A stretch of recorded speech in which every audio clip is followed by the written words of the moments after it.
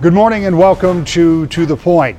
The filing deadline for the August primary has come and gone, and the next several shows here on To the Point are going to be all about those primary races. But before we start there is still one big item in Lansing that has to be dealt with, and that's the budget. And today, we examine that from both sides of the aisle, beginning with the Republican chairman of the House Appropriations Committee, Representative Joe Haveman. Let's start with where we are on the budget. And as you and I said here, this is going to be a few days before this airs, but we are first end of April moving into May. And when you get to the end of May, this budget process is going to be quite a ways down the road. Well, the end of May, I hope that we have this budget done, voted out and completed. And yeah, that's the end of it. We started this in January when the governor unveils his proposed budget, and we go through the Consolidated Revenue Estimating Conference. We find out how much money we actually have, and then our committees, the appropriations committees, divide up and they do their homework based on the governor's recommendations, and then we take April and vote out the first House bills, and that's what was done on Thursday, yesterday, that we passed out the House's version of the budget, and that'll go to the House floor, be voted on by the entire legislature, and sent off to the Senate. We'll accept their recommendations, and then the month of May is really spent reconciling the two budgets with the governor's input, and by the end of May, we hope to have an agreement. Two budgets is somewhat different than the way it's been done in previous administrations. Right. There were all of these individual line item budgets that were done piece by piece by piece by piece.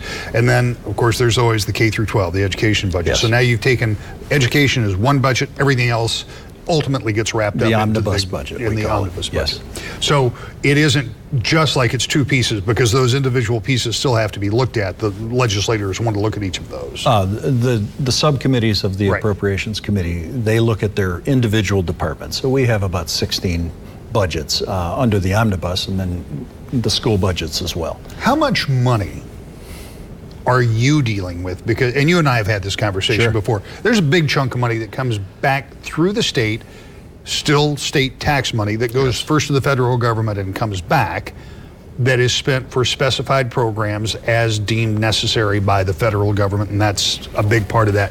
But the part you deal with is the K through 12 budget and the general fund, The general fund purpose. budget. No, the budget, all 50 billion of the dollars is made up of three big buckets, and it's the federal spending that we get from Washington. We send there and we get it back. There's the restricted funds that is another sizable pot, and then the general fund, what I call the Michigan money, are your tax dollars at work. It's all our money. I recognize that. I always clarify that. But what we call the general fund, general purpose budget, is just slightly less than $10 billion. And that's the majority of the time that's spent wrestling with that. And that pays for everything. Everything is a big word. That pays for much of what we see as the performance of state government. Absolutely, yes. So you've got $10 billion spread from everything from corrections to DHS, Higher ed, all of the different budgets. State police, community colleges, everything, yes. When you look at this budgeting process, obviously you're in the majority, you're a Republican, it's a Republican governor, Republican Senate. You guys have had the ability to shape this spending the way that you and your caucus would like to do it. When you go in and sit down, what is your priority? Is your priority to look at those line item things that you believe are important? Or is your priority to say, here's how much money we have, so now we have to allocate it in manners that are consistent with our priorities? In other words, is it more about funding the things that you think are important, or more about balancing the spending across the Well, it's both. And this year, and what you've heard for about a year and a half, is that our priority is roads. Now, we know that we have to, at times, increase spending in other areas, things that are important, but all you're hearing right now is about roads. So we went in and we looked at all the line items, all the different departments, with that context that we want to make sure there's enough money left for roads, that we can make an initial investment or an added investment into it out of the general fund. And that's what was done yesterday. We took the governor's recommendation and we set lower targets than what the governor did, and we trimmed off about $133 million total. Now, we've reinvested that yesterday back into roads, put more money in. That, along with the proposal that's coming out of the House, put together by the Speaker's office, that we're starting to hear just great reviews about, we're going to be able to add to the transportation fund about $450 million. So both things happen in context with each other. Individual members may have things that they want to trim or they want to add to. They have their own priorities, but they do it in context with the big picture. That what is the overall goal? What's the big picture? Is it to lower taxes? Is it to increase road funding? Is it to beef up technology, which the governor has said is important? Is it education, which we've said this year with higher ed? We've made a bigger investment into higher ed to say that we want to see the state take on a bigger share. I want to come back to education. I want to talk about higher ed. Sure. I want to talk about K through 12, but let's go back and talk about roads for a minute. If you put an additional $450 million in, and that would be for this budget cycle, right? This would be for next year's budget. Right. Yes. Yeah, so we've done several investments already this year in the current year we're in, and $100 million of that was just distributed within a matter of a couple of weeks ago out to the locals for our immediate pothole problem. So we've made some investments already this year. But $450 million for the next fiscal year. Correct. So that would be about a third of what the governor has said he thinks you need every year for 10 years. And there is no guarantee going into the next fiscal year, when there'll be, by the way, a new chairman of the House Appropriations Committee and a lot of new faces in Lansing.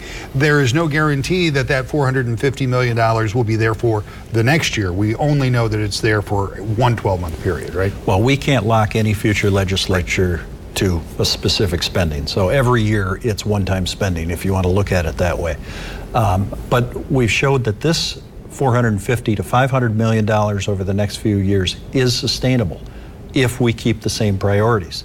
If we continue to keep the reins on spending in certain areas, invest strategically, and reprioritize things, we do have the flexibility based on this year's numbers, and assuming that that carries forward, that money will be available for increased spending on roads next year. Should future legislatures choose to do so, and I should point out, you do this without increasing revenue streams, but redirecting revenue streams. Exactly. Now, you're absolutely right. This is a half to a third of what the governor has recommended.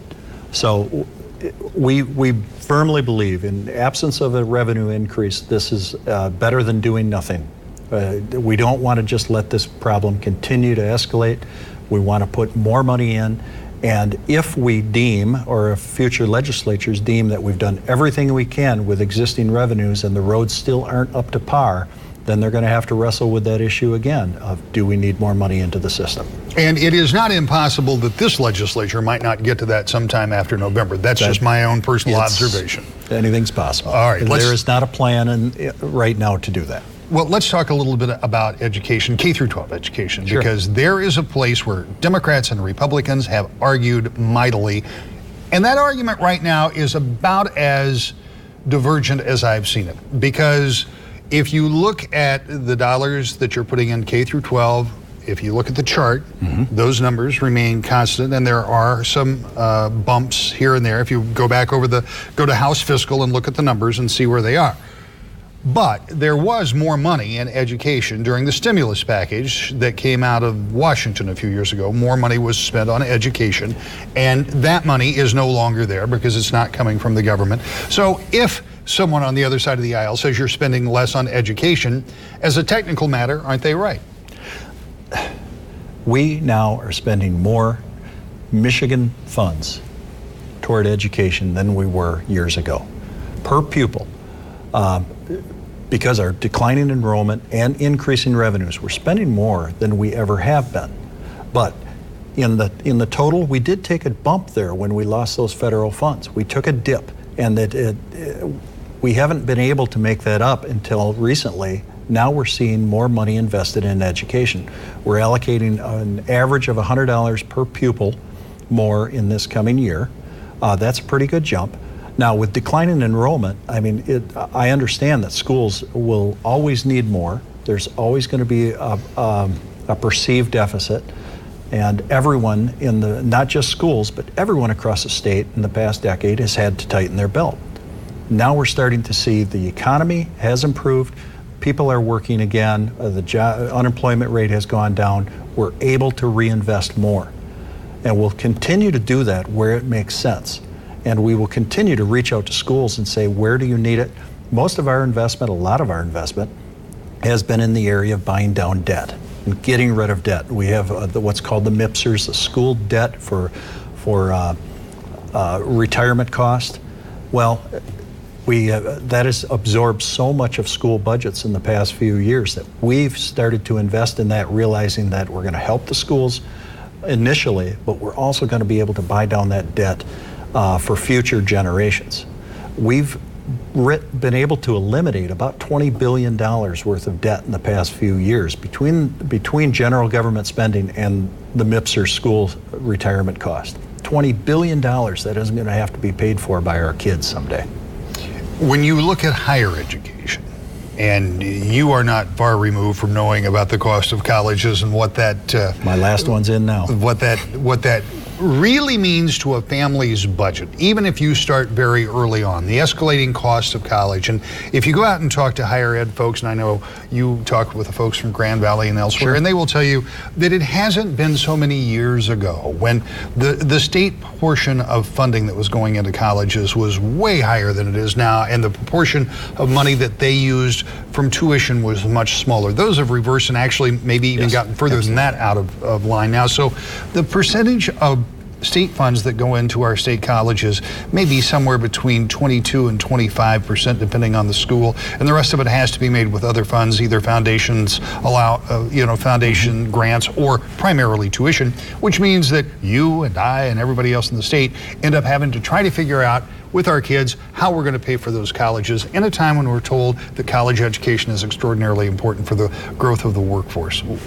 Is there anything the state can do about that? I mean, other than manufacture more money, no.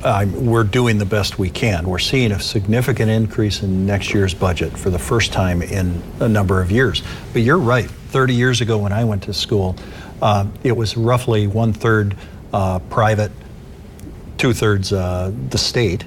That has become inverse. As my kids went through college, it's 2/3 to 3/4 of private tuition, and the rest is made up of from the state. So this isn't a 3-year problem. This problem started even before Granholm, this disinvestment in higher ed. How we get back to those numbers in this economy with this budget, these realities, I'm not sure. It's going to be a gradual incline. It's not going to be something we're going to be able to do over a budget or two. That's the view from the Republican side of the aisle. Democrats, as you might expect, have a different thought, and you'll hear that from another member of the Appropriations Committee, Representative Brandon Dillon, next. To the Point. Welcome back to the Point. We're talking about the budget process in Lansing. You heard earlier from the House Appropriations Chairman, Republican Joe Haveman. Now, a member of the House Appropriations Committee, Democrat Brandon Dillon, gives us his take on where the budget process is. Representative, in the first part of this show, we heard from the chairman of the Appropriations Committee. Joe Haveman's a Republican. He is not running for re-election, and he has presided over this committee for a couple of years. You sat on the committee.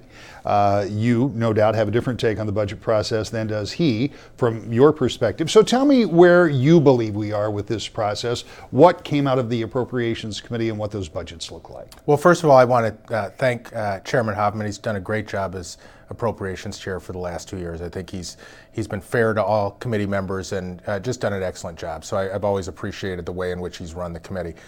This budget this year certainly isn't as bad as the budgets I think we've seen in the last 3 years. But in terms of the process, I think it's run relatively well. I do think we have kind of set an arbitrary deadline to really rush these budgets through. We had a marathon session last week to vote out all of the budgets to the House floor. My main concern is still with the education budget. I think there's some fine tuning that needs to be done on that to get my support and the support of a lot of my colleagues. I think we've got to stop putting all these strings on the money we send to our local school districts. It's making it increasingly hard for it to get to the classroom. In most of our districts, the vast majority, especially Grand Rapids, have been a leader in innovation and trying to do more with less. There's some budget language in some of the education bills that I think is problematic, but I'm hoping we can work through the process and come up with something that hopefully I can vote for a budget this year that is, while not perfect, certainly better than we have been in the past. And I think on the general budget, we've done this process where we've put all the budgets for all the state departments into one big mega bill, an omnibus budget bill. I've always had concerns with that because I don't think it opens up the budget to the kind of transparency and scrutiny that we get when we look at each budget bill individually. There's certain budgets that I think are really good budgets that I'd be happy to support, but when you put them all into one bill, it makes it tough to make those judgments individually by each department. And by doing that, when you vote for that, you actually have two budget votes, and they're all or nothing at all for the 16 or so line items or budget items in the omnibus bill, and then the K through 12 education bill. So they wrote them all together. I should point out that the chairman pointed out earlier that those budgets are individually dealt with at the subcommittee level. So, True. But if you're not on that subcommittee, you might not necessarily know Right. what's in it, which I assume is your point. Right, and we're dealing with massive budget items, whether it's the Department of Community Health, Department of Human Services. If you're not on those individual subcommittees, I just think we have a better process in the Senate where the budget bills are all considered individually and voted out individually. I know this is the practice that we've had for the last 3 years. I don't expect it to change in this budget process, but I think you would see more confidence from the public if we were able to show that there is bipartisan support for some of these budgets. It's not an all or nothing proposition, I think, as it tends to become when you roll them all into one and make people have to make pretty tough decisions about their priorities based on a couple budgets that aren't up to speed and some that are. I just think it allows the public to know exactly what a legislator's vote means. If you're voting no on the budget, it doesn't necessarily mean you don't like everything in the budget, but there may be a couple things that are really problematic. When you vote them out individually, you get to make a statement on each individual department, and many of them I think are the budgets are okay this year. Again, as a member of the school aid subcommittee, that's been my focus for the last 2.5 years, and I think we still got a ways to go. We certainly have a ways to go in terms of higher ed, which is a part of that budget too, which took a 15% cut 2.5 years ago and still has yet to be restored to the level it was in 2010. You make an interesting point, because as a legislator, how do you come to that conclusion? Here you have this budget bill, and there are things in there that you like. There are things in there that you don't like. So there, as a member of the minority, you have a little flexibility, because if you vote against it, you can later explain to constituents, well, I liked certain parts of it, but I didn't like it in its entirety, or I didn't like this part of it, because you're relatively assured it's going to pass anyway.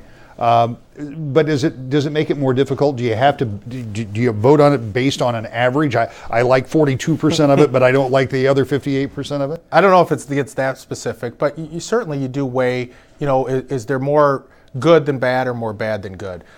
In the previous 3 budget cycles, it's been no problem for me. I think the budgets have been totally inadequate and not where we need to be in the state of Michigan to move our state forward. But this year, I think they're a little better. Again, a long ways to go, and I'm not there yet in terms of supporting them.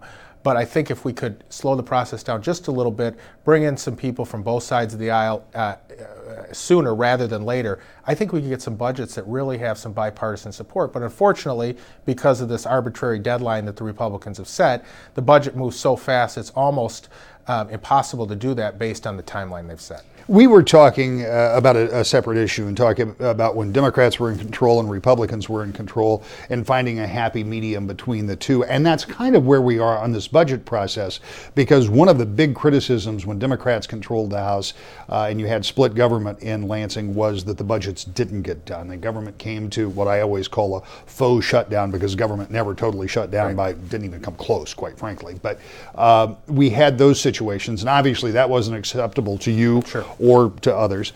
And Republicans, almost in an overreaction, some would think, want to get it done really early, which is what they do now. And it does give schools and others at least some idea of what's going on. But from your perspective, there would be a balance there too. You could wait. You might wait another 60 days and have a better chance to look at it from your perspective. Yeah, I think there's always unintended consequences to every decision that anybody makes. And I think there is a happy medium. Certainly we don't want to go back to the days where there was just stalemate on the budget process, but those were pretty unique days. We've had split government in the state of Michigan before, and the budget's been done on time and given local units of government as well as schools an opportunity to plan for the future. I think we're going a little too fast now, and it makes it more difficult, not just for legislators that are in the minority, but average citizens to know exactly what's going through the budget process. June 1st is great. If we get it done and it's a good budget, that's fine. But I do think in terms of the process and making sure that there is a lot of input from different stakeholders, that we don't necessarily have to have it done by June 1st. If we have it done by June 15th, it's not going to make a huge difference in terms of the actual impact of the budget, but it may get some more people in on the front end to be able to have some more input to make sure our priorities are in line with where people want them to be. And I should point out, you're exactly right. It wasn't just split government that was holding up those budgets. It was some very severe economic problems, but it wasn't also as it is now with everything in control of one or the other party. Absolutely. So that I'd like to find a balance between the two. I certainly think that Democrats having a seat at the table with a Democratic House majority or a Democratic governor would do better in terms of making sure that we have more balance in our policy. Let's talk about schools for a minute, because you brought that up a minute ago, and you talked about strings attached.